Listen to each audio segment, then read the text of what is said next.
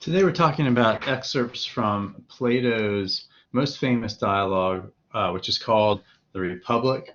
Now, Plato is a super big deal. All of Western philosophy has been described as a series of footnotes to Plato. That might be overstated, but not by much. And The Republic is, like I said, his most famous work. Now, we're not going to even be able to go into everything that gets talked about in this small excerpt in detail, but we're going to hit some key points. We're going to talk about his theory of the origin of the state, his definition of justice, the idea of the noble lie, why we need philosopher-kings, and then a series of famous extended metaphors that he gives about philosopher-kings and their relationship to their knowledge of the form of the good. So the ship, the sun, the line, and the cave. All right, let's start with Socrates' account of the origin of the state. And by the way, when I talk about the state here, I'm not talking about like the state of South Carolina as opposed to the United States of America. I'm talking about any country ruled by a form of government, right? And the question which Socrates is asking is, well, what's the ideal form of government? What's the ideal state? And to get at this, he thinks, let's hypothetically, kind of conjecturally imagine why states and societies formed in the first place. So he says, let's imagine that we didn't have a state. There was no form of government. We were all just a bunch of individuals living our lives out there in the world. What would ever lead people to form a state, to form a society, a community? And he says, really, it's because we all need each other. None of us is self-sufficient. A state comes into existence because no individual is self-sufficing. We all have many needs. So, you think about all the things you need. You need food, you need clothing, you need shelter, and a lot of other things that go with that. We can either all do all those tasks individually. So I can make my own shoes and sew my own clothes and build my own house and grow my own crops and so forth. Or I can specialize in what I'm good at. And I can let my neighbor specialize in what he's good at. And then we can exchange goods. So here's a better way of doing things. Let's say I'm super good at building houses and my neighbor is good at making shoes. I'll just build houses all day, and I'll build one for him as well as myself. And he can make shoes all day, and he'll make some for me, and then we'll trade like house for shoes or however that works. That is going to be a better system, and that's why people form communities. They need each other. They have innate differences, inborn differences, which make them fit for different occupations. And everybody's going to do better work when they specialize in the one thing that they are most suited for. Okay, so this need that we have for each other is what causes us to form communities and societies. And they get more and more complex. The farmer might not have anyone to trade his crops with immediately. And the shoemaker might not have anybody to buy the shoes every single day of the week. And so then you have the need for a marketplace where you've got merchants who, okay, I'll take your crops or your shoes, so forth, and I'll keep them in my store and I'll sell them when people need them. And then we've got the origin of money and so forth. So barter gives rise to trade. Things become more complex and so forth. Things really get more complicated, says Socrates, when people start wanting luxury items. They don't just want to live simply and eat a vegetarian diet and sleep on reed mats on the floor. They suddenly want fine meats to eat. Well, now we're going to have livestock, and that's going to take a lot of pasture space and so forth. They also want, let's say, fancy clothes. They want all the sorts of things, luxury items that people might want. That's going to require an even more complex and demanding social structure. And in particular, in order to accommodate all those needs, you're going to need more land. That's going to lead you to invade your neighbors. There's going to be wars between people. The pursuit of luxury is going to lead to war between different communities, different states. That means you're going to need another group of specialists, and that is soldiers or guardians. Okay. Socrates says that when you have a kind of a fully developed society, you're going to have at least three classes of people. On the one class is going to be farmers, tradesmen, merchants, people like that, ordinary folks. And then you're going to have two classes of soldiers or guardians, he calls them. The auxiliary guardians and what he calls the ruler guardians. Now, the auxiliary guardians are just soldiers. The ruler guardians are the people who rule the country. And Socrates thinks that your rulers, your government officials, are going to be selected from the cream of the crop of the guardians. They're going to be the best sort of nature that someone could have for ruling is going to be the same sort that a soldier would have, except like even super better. Actually, kind of a philosophically minded guardian. So he thinks you've got three classes of people in your kind of ideal state. These three right here. Now, this brings us to his definition of justice. We've talked about how the state originates, and now we need his definition of justice. When is that state functioning justly, the way it ought to be? When is everything going right and well, and everyone doing what they ought to do? Well, here's the principle of justice, which Socrates sees. Everyone ought to perform the one function in the community for which his nature best suits him. So, if you're best suited to be a violinist, you need to be a violinist. You may wish you were a gardener. You may really want to be a gardener. Too bad. You need to be a violinist. What about the gardener who really wants to take up the violin? Nope, he needs to focus on gardening. That is what he is good at. That's what he can contribute to the most in society doing. The violinist would be a mediocre gardener, and the gardener is going to be a mediocre violinist. We're all going to be worse off if they try to switch jobs, right? Or if they even try to hold multiple positions, because they're not going to be as focused on their one thing that they're good at. They won't contribute as much. Adopting different or multiple social positions in work is injustice, according to Plato. It's wrong. Now, I want you to think about this for a second, because it runs totally contrary to our Western values, our modern Western values. It runs totally contrary to the principles of classical liberalism. By liberalism here, I don't mean the ideology of Democrats as opposed to Republicans. I'm not contrasting liberalism here with conservatism. I mean, by classical liberalism, I mean a set of philosophical, political assumptions that the American left and right would both claim to embrace. And that is the ideals of personal freedom, equality, and popular sovereignty, meaning that the government is ultimately by the people themselves who are governed. The government is with the consent of the governed. That's popular sovereignty. For us, it involves voting and elections and so forth. Here's the idea, though. Plato doesn't think that you should be free to do whatever you want. You need to do what you are best suited to do. So he throws out freedom. He doesn't believe in equality, like we should all have an equal opportunity to occupy all the positions of power. No, we shouldn't have equal opportunities to compete for all the different social positions. We need to do the one thing that we're suited for. And he doesn't necessarily believe that the government should be selected by or accountable to or have even the consent of those who are governed. The people who need to be the rulers are the people who are best suited to be rulers, no matter what the rest of us think of them. Okay, so Plato rejects all of our ideas of classical liberalism. This brings us to his idea of the noble lie. Now, the noble lie is a myth that it's a lie because it's not true. It's a myth, but it's a myth that Socrates wants his entire ideal republic to embrace and to believe. Why? Because they will be more committed to their own roles in the community and to true justice in the state if they believe this. Okay, so it's a noble lie, a noble myth. It's not true, but it's good for everybody to believe this. And if people start telling it to their children, Their children will actually believe it, and you can make people believe it eventually over the generations.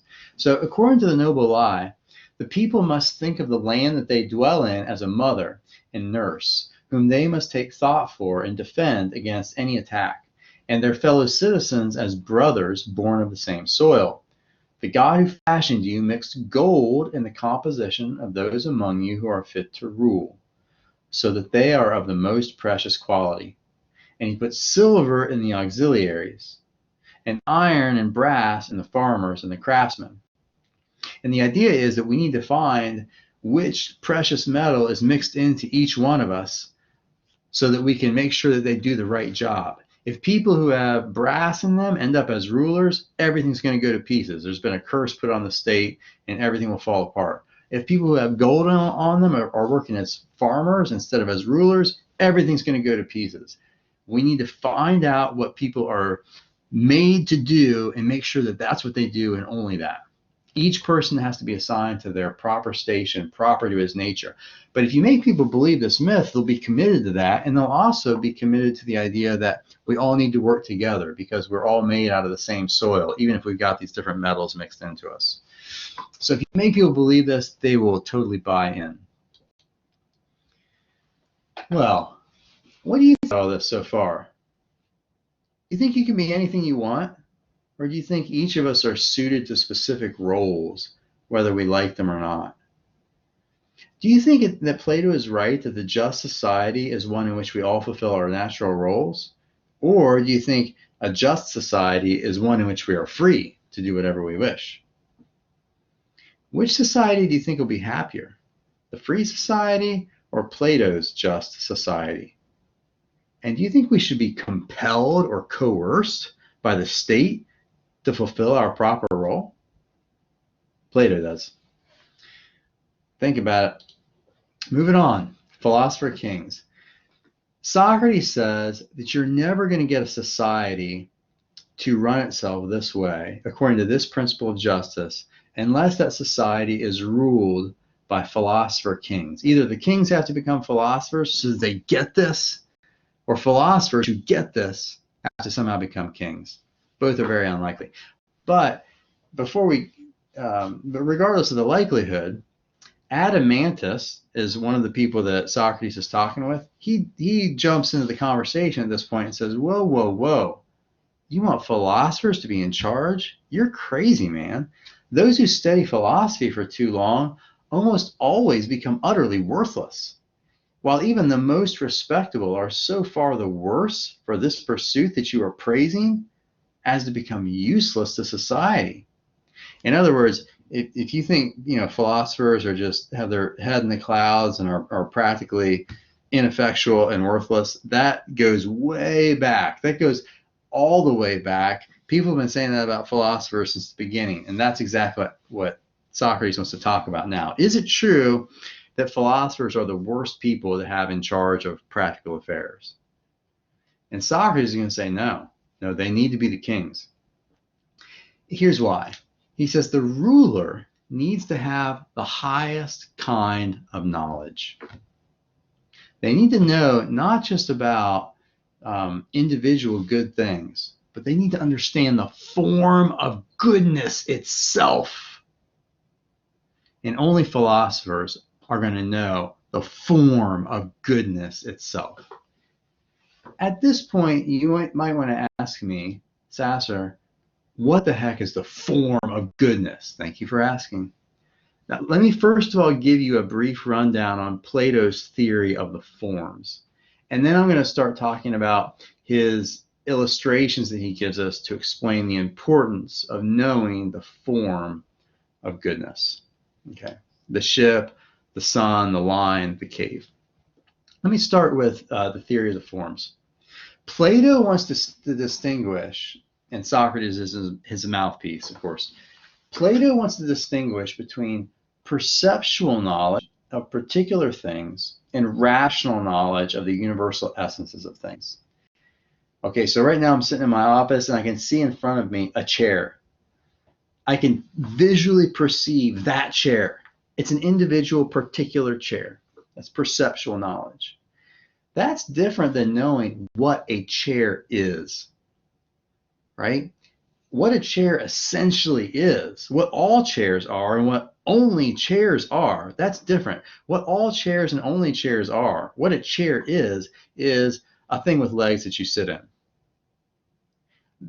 And even if I wasn't seeing that particular chair in front of me right now, I would still rationally be able to grasp the essence of chairness, what a chair is. It's the thing you sit in, it's got legs.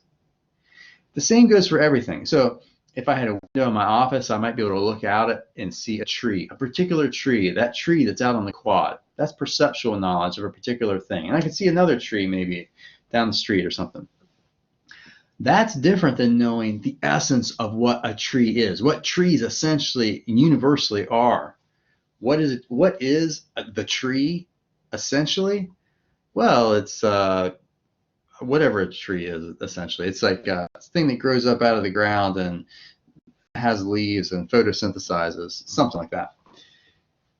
That's something I could grasp even if I had never seen a tree, and even if all the particular trees got destroyed, I would still know what a tree is, essentially. Okay, so that's the difference between particular things and the forms of things. These universal essences are the forms. Now, here's another example. Here's 3 triangles. Each of them are a particular triangle. There's the blue one, the red one, the green one. They've got different shapes, sizes, and so forth. I can see, and hopefully you can see, these 3 particular triangles. That's perceptual knowledge. But what is it that makes them, each of them, a triangle? It's that they all participate in or exemplify or illustrate the essence, the universal form of triangularity, of the triangle. Capital T triangle. Well, what is the triangle? Essentially, it's a plane figure with 3 straight sides and 3 angles. Now, I can see all 3 of these triangles, but still not know what a triangle is, essentially. And I can know the essence of what a triangle is, even if I destroy all these triangles and all the triangles in the world and don't see them anymore. In other words, my knowledge of the form, the essence of the triangle is not perceptual knowledge. It's knowledge I have with my intellect alone. Through thought, I grasp the ultimate idea that makes particulars to be what they are. Now, according to Plato, knowing the forms is way more valuable than knowing particular things. Particular objects out there are always changing. Look, I can see the chair in front of me, that particular chair. It might get destroyed, though. I might burn it. And then where's my knowledge? I won't have any more perceptual knowledge of that thing. But you know what never changes is the universals. Even if all the triangles and all the chairs and all the trees got destroyed and they all change, and guess what? Physical things, as you can see, are always changing all the time anyway. The knowledge of their essences is eternal and unchangeable. A chair, what a chair is essentially, never changes. It's always something with legs that you sit on. What a triangle is essentially will never change. It is always going to be a plane figure with 3 straight sides and 3 angles. That's where it's at. It's the essence that makes the particular things to be what they are at all. The essences, the forms, that is what matters. That's what is the object of true knowledge, not visual, perceptual knowledge of particular things. Knowing what humanity is, essentially, the universal form of the human being, is way more important than knowing Tom, Dick, and Harry, who are just 3 particular humans. And you know what? They were born yesterday and they're going to die tomorrow. And then where's your knowledge? The knowledge that endures is the knowledge of universal essences, of what a human is, period. Not just what that human is, and that human is, and this human is. And it's the form of humanity that makes Tom and Dick and Harry to be what they are at all. Okay. The highest form is the form of the good. That's the most important one.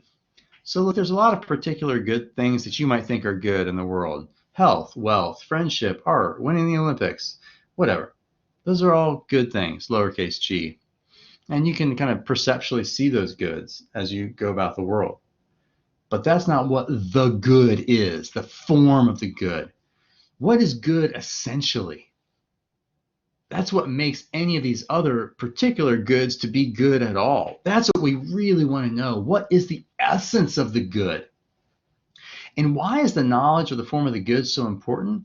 Because you're not qualified to lead the state or even to lead your own life unless you know what the good is, unless you know what's intrinsically and essentially and universally valuable, worth pursuing, worth living for. You don't know what you're doing, and you don't know where you're going or where you ought to go.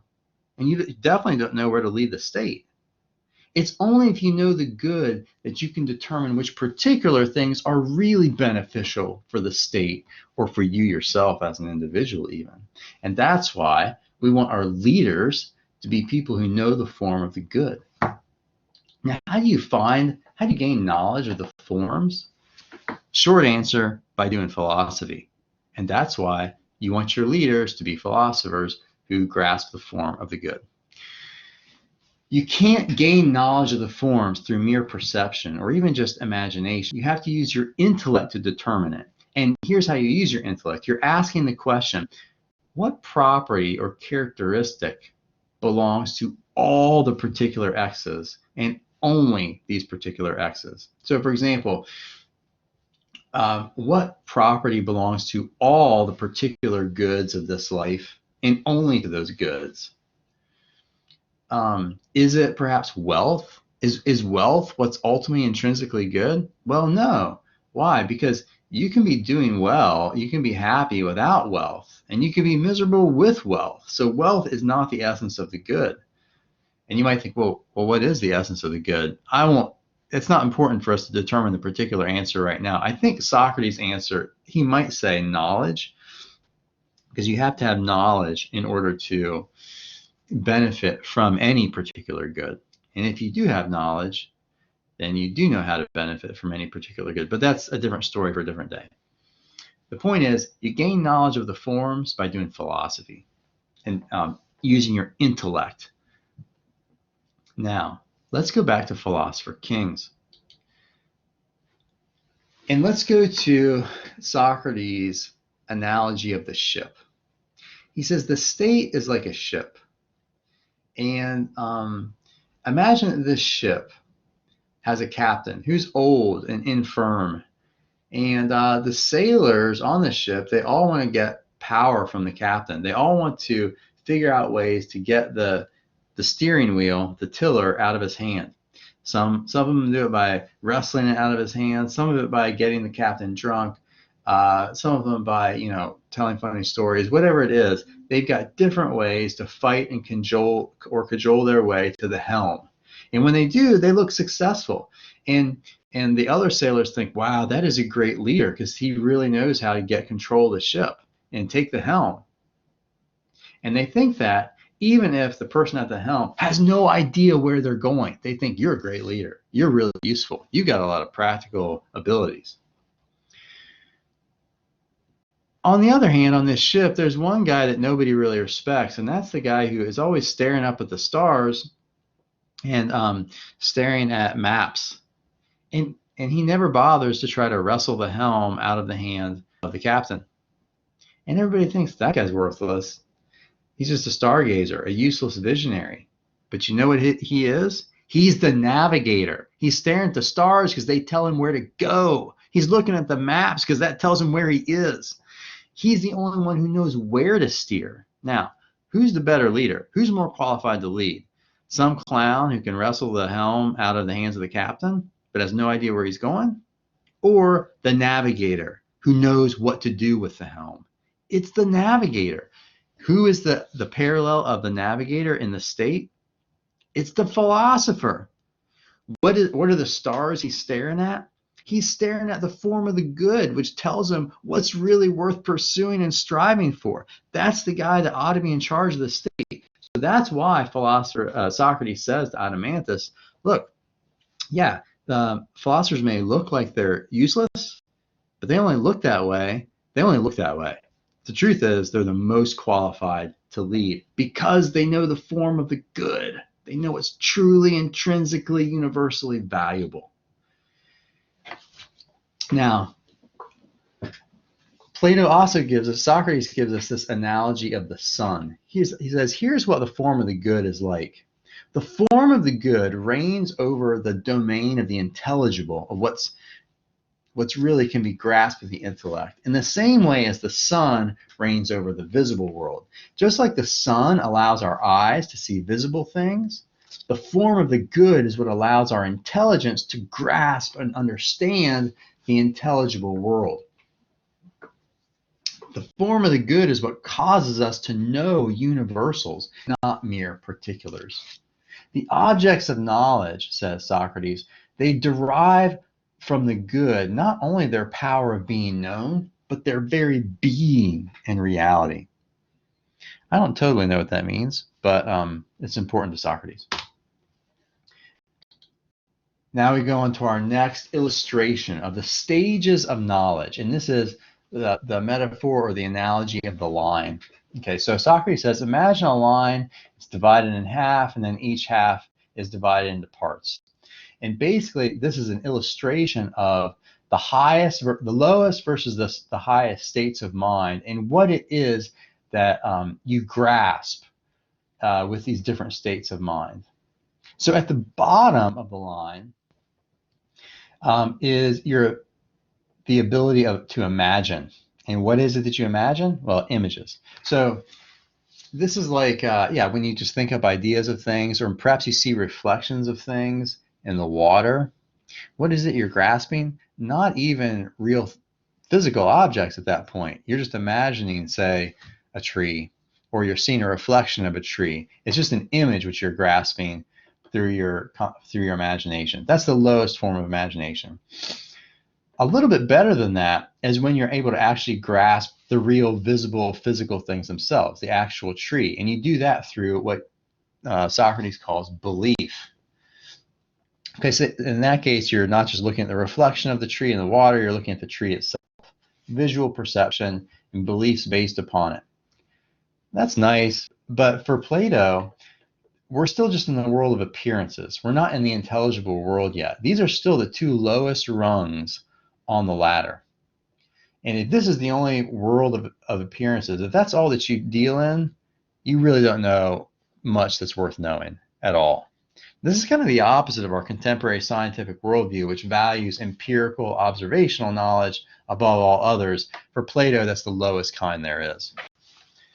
Above this, in the first stage of knowledge of the intelligible world, is what Plato calls thinking. And when you do your thinking, you're thinking about mathematical objects. So 2 + 2 = 4, and say geometry. What you're thinking about is not any particular visible object, but it's abstract objects that you're contemplating, like numbers and shapes and stuff. But even above that is the highest state of mind, and that is intelligence or knowledge that's really worthy of the name. And what is it that you grasp with your intelligence? Well, you grasp the forms, the essences of things, what they really are, the universals. And the highest form you can grasp is the form of the good. That is the highest thing you can. And if you want to get to the top of the ladder, you got to be a philosopher. Okay, that's his theory of knowledge. This is saying the same thing over again. Now, the final allegory gives us, to bring this all together, to bring together his theory of knowledge and his theory of leadership and the state, and why we need Philosopher-Kings, is his allegory of the cave. Now, he describes this picture of a cave to us, and that's what I've got pictured here. Let me walk you through each part of it. So imagine, he says, that you've got these cave dwellers. Here they are, and their backs are against the wall, and they've been chained here with their backs against this wall all their lives, and they've only been able to look straight ahead. They can't even look down at themselves. All they ever see is this wall, the back wall of the cave. And what they see on the back wall of the cave are shadows. And the shadows are cast by a fire, which is up here behind them that they can't see. And the fire casts the light. And then there's people on a road behind the wall, and they're walking up and down the road, and they're holding up on poles shapes of physical objects, like the shape of a horse, or the shape of a pot, or the shape of a wheel, or the shape of a bird. And they hold these up, and those cast shadows on the back wall of the cave. And so the cave dwellers who've been chained up here are seeing pass by them all the time, shadows of, say, horses, and shadows of pots, and shadows of birds. And they hear the voices of the people who are carrying these shapes too. And those voices bounce off the back wall. Now, Socrates says the cave dwellers are going to think that these shadows are the real things themselves, because they can't see anything behind them. They don't realize that they're just shadows on the wall. That's all they've ever seen. And they're going to think that the voices that bounce off the back wall of the cave are coming from these actual objects. So for the cave dwellers, someone who will be really smart, according to the cave dwellers, if they get good at identifying, well, usually the horse shadow shape comes after the wheel shadow shape, and usually it makes this kind of sound, and so forth. And you might be really smart, according to the cave dwellers, if you're good at describing these shadows in the order in which they appear. But really, you don't know anything.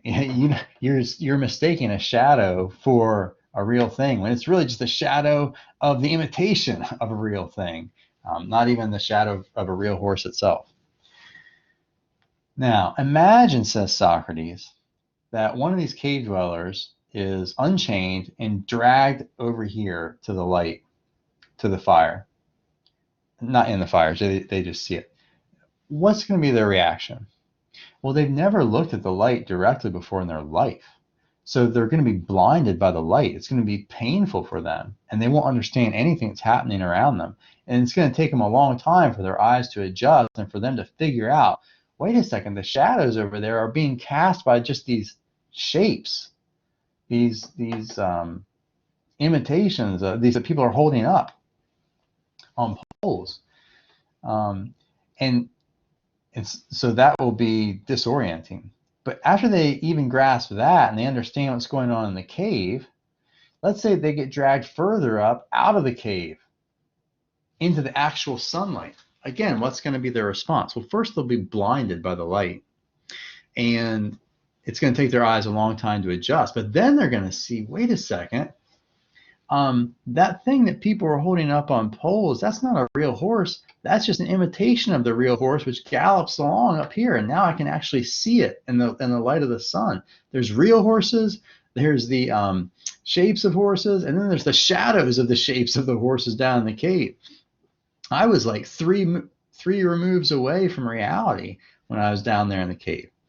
And in the same way, they're going to say, wow, the light of the fire was nothing compared to the light of the sun. And eventually they might be able to look directly at the light of the sun. And the sun, of course, not only enables them to see all the real things up here in the real world, but the sun is actually also what sustains the existence of the grass and the horses and all the things out there in the real world. Now, is the person outside the cave ever going to want to come down to the cave again? No, of course not. They're going to want to stay up there in the real world.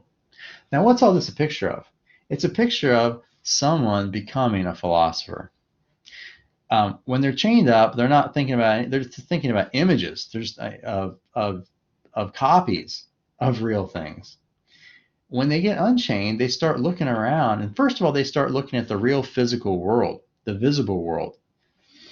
The fire represents the physical sun. And it illuminates these shapes which people carry, and those represent physical objects, like, say, horses.